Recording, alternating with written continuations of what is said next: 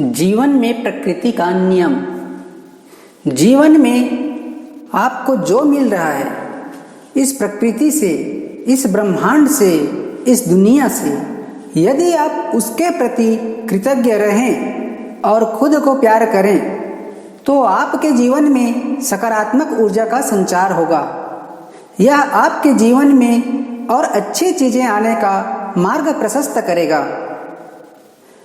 यदि आप प्रकृति के एहसान कृतज्ञता नहीं रखते हैं तो प्रकृति आपको कभी भी पलट देगी, उथल पुथल मचा देगी। इसलिए आप हमेशा प्रकृति का कृतज्ञता रहें।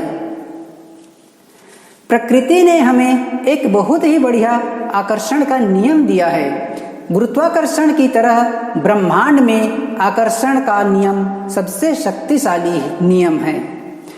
गुरुत्वाकर्षण की तरह ब्रह्मांड में आकर्षण का नियम सबसे शक्तिशाली नियम है। गुरुत्वाकर्षण की तरह यह हमेशा प्रभाव में, हमेशा गति में होता है। यह आपके जीवन में हर क्षण काम कर रहा होता है। आप हमेशा कुछ नए सृजन की स्थिति में होते हैं। आप हर क्षण सृजन करते हैं। आप हर दिन, हर पल अपनी वास्तविकता में बने रहते हैं। आप हर पल सजगता के साथ एक विचार के अपने साथ अपना भविष्य बना रहे हैं, या तो चेतन रूप से या अचेतन रूप से। आप इस निर्माण को रोक नहीं सकते और निर्माण नहीं करने को भी निर्णय नहीं ले सकते। आइए एक कहानी के माध्यम से जानें कि एक धनी व्यक्ति जीवन से कैसे दुखी हो करके आत्महत्या करने जाता है।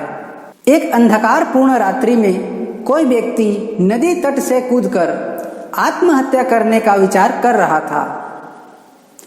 वर्षा के दिन थे और नदी अपनी पूर्णता पर थी। आकाश में बादल घिरे थे और बीच बीच में बिजली चमक रही थी।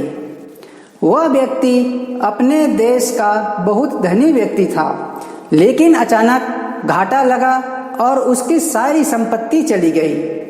उसका भाग्य सूर्य डूब गया था और उसके समक्ष अंधकार के अतिरिक्त और कोई भविष्य नहीं था।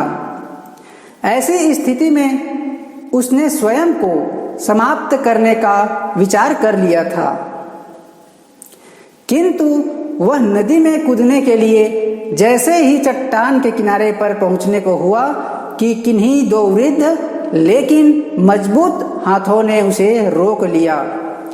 तभी बिजली चमकी और उसने देखा कि एक वृद्ध साधु उसे पकड़ा हुआ था। उस वृद्ध ने उससे इस निराशा का कारण पूछा और सारी कथा सुनकर वह हंसने लगा और बोला, तो तुम यह स्वीकार करते हो कि पहले तुम सुखी थे और अभी दुखी हो? वह बोला, हाँ, मेरा भाग्य सूर्य पूरे प्रकाश से चमक रहा था और अब सिवाय अंधकार के मेरे जीवन में और कुछ भी शेष नहीं है। वह वृद्ध फिर हंसने लगा और बोला, दिन के बाद रात्रि है और रात्रि के बाद दिन है। जब दिन नहीं टिकता तो रात्रि भी कैसे टिकेगी? परिवर्तन प्रकृति का नियम है। ठीक से सुन लो, जब अच्छे दिन नहीं रहे तो बुरे दिन भी नहीं रहेंगे। और जो व्यक्ति इस सत्य को जान लेता है वह सुख में सुखी नहीं होता है और दुख में दुखी नहीं होता। उसका जीवन उस अडिग चट्टान की भांति हो जाता है जो वर्षा और धूप में समान ही बनी रहती है। सुख और दुख को जो समभाव से ले ले, समझना कि उसने स्वयं को जान लिया, क्योंकि स्वयं का पृथकता का बोध ही समभाव को जन्म देता है। सुख दुख आते और जाते हैं, जो न आता है और न जाता है वह है स्वयं का अस्तित्व।